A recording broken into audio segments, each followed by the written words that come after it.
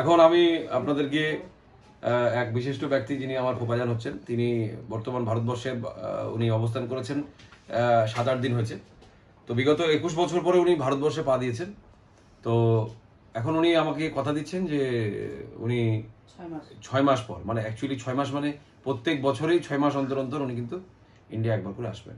তো এখন ওনার সঙ্গে সরাসরি আপনাদেরকে সাক্ষাৎ নিব। আপনারা একটু বলুন, এই যে আপনি 21-22 বছর পরে ভারতবর্ষে এসেছেন, এখন আবার বলছেন যে প্রত্যেক 6 মাস অন্তর অন্তর আপনি আসবেন, তো এটা কতটুকু সত্য এবং কতটুকু আমরা বিশ্বাস করি? না, আমি তো সবসময় সত্য কথা বলার চেষ্টা করি। এরকম আমার কোনোদিন ঘটনা ঘটেনি যে কথা বলছি কথা ফসকে গেছে, এরকম ঘটনা ঘটছে না। আপনি যে বলছেন আমি সত্য বলতে চেষ্টা করি, মানে মিন্স এখানে একটা আপনার কোনো জায়গায় কিন্তু আসছে যে আপনি বুঝতে পারছি। হ্যাঁ, আপনি বিশ্বাস করতে পারছেন না, এই যে আপনি এখনই যে কিন্তু আমি কি কারণে বললাম যে আমি 6 মাস পর অবশ্যই আসবো।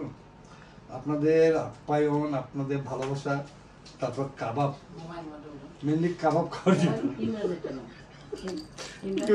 ওখানে আমাকে দেখাচ্ছেন ঠিকই, কিন্তু সবাই হাসবে, কিন্তু এই লোকটা খাওয়া প্রিয়। আচ্ছা, তুমি ওনার সঙ্গে রেকর্ডিং করো।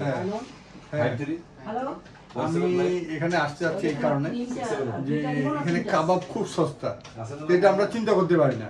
হ্যাঁ, একটা কাবাব আমাদের বাংলাদেশে মানে দিনাজপুরের একটা কাবাব যেখানে প্রায় 150 টাকার দাম একটা কাবাব, সেখানে এখানে একটা কাবাবের দাম মাত্র 20 টাকা, মাত্র 15 টাকা। 15 টাকা না 20 টাকা খেলাম, 10-20 সেরকম হবে। হ্যাঁ, 15 টাকা। আপনার ইন্ডিয়ার আর কি কি পছন্দ হয়েছে? হ্যাঁ, আপনার ইন্ডিয়াতে আর কি পছন্দ হয়েছে? আপনার ইন্ডিয়াতে আপনি যে ট্রেনে আসলেন আজকে, যেটা তিস্তা তোস্তা এক্সপ্রেস, এই তিস্তা তোস্তা এক্সপ্রেসে আপনার চেপে কেমন অনুভব হলো? আমার জার্নি খুব ভালো লাগলো, এসিতে আসলাম। আচ্ছা, হ্যাঁ, খুবই কমফোর্টেবল জার্নি ছিল। আচ্ছা, 3 ঘন্টা চলে আসলাম, কি বলে সালারে চলে আসলাম কলকাতা থেকে, কলকাতা মালদা স্টেশন থেকে সালারে চলে আসলাম মাত্র 3 ঘন্টা। আপনি যে সব বাকি স্টোরগুলোতে আপনি কেনাকাটা করলেন ইন্ডিয়াতে, যেসব যেমন আপনি ভালো ভালো ব্র্যান্ডের গেছিলেন, যেমন আপনি মোহন কাঞ্চিলাল, যেটা পশ্চিমবাংলা একটা ভালো কাপড়ের দোকান, মানে ব্র্যান্ডেড। তারপরে হচ্ছে আপনি অ্যাডিডাসের শোরুমে গেছিলেন, নায়িকার শোরুমে গেছিলেন, এবং কলকাতার সব থেকে ব্যস্ততম মার্কেট যেটা, সেটা হচ্ছে নিউ মার্কেট, সেটাতে গেছেন। তো সেখানে লোকের আনাগোনা তো অনেকেই দেখলেন। হ্যাঁ, ম্যাক্সিমাম বাংলাদেশি মনে হলো বাংলাদেশি মনে হলো। কিন্তু আপনি যে আমার যেটা মনে হলো, আমাদের বাংলাদেশি যদি মার্কেট না করে কলকাতা অচল, কলকাতা নিউ মার্কেটে অচল, আমার যেটা মনে হইলো। বুঝছেন, এত বাংলাদেশিকে দেখলাম আশেপাশে।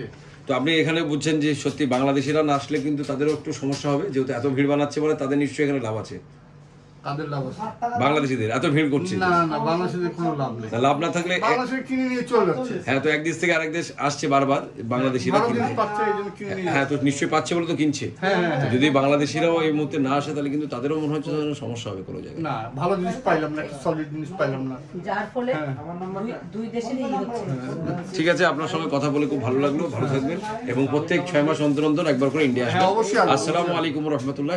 আমাকে কিন্তু কাবাব খাওয়াবে না, আসতে রাজি আছি। কাবাব শুধু না, কিন্তু কাবাব ফ্রি থাকবে। আপনার কাবাব থাকবে, মালুদা থাকবে, ফালুদা থাকবে, তার সঙ্গে আপনার ফালুদা আমার মেয়েরা শুনে খেপে যাবে। এটা রেকর্ডে আমাকে এটা বলিয়েন না, এটা রেকর্ড থেকে বাইরে থাকুক, এটা কেটে দিয়ে এই অংশটুকু। আমি ফালুদা অবশ্যই খাবো, কিন্তু এই কথাটুকু কেটে দিন। কেন? কারণ আমার মেয়েরা শুনে আমাকে আচ্ছা মতো দিবে। কেন মারবে? কেন ওরা বলছে তুমি আব্বু এখানে ফালুদা খেতে যাচ্ছ, এই কথা বলো। আচ্ছা, আপনি যে বিরিয়ানি যে আলাদা স্বাদের খেলেন, এটা একটা নতুন এক্সপেরিয়েন্স। অতটা কিছু বলবে না, ওরা মিষ্টিটা লাইক করে না। বিরিয়ানি তো আলাদা স্বাদ আপনাদের থেকে। আমাদের দেশে ভালো। হ্যাঁ, আপনার দেশের ভালো, মানে অ্যাকচুয়ালি আপনি প্রতিদিন খান, তাই জন্য। ঠিক আছে, ধন্যবাদ আপনার।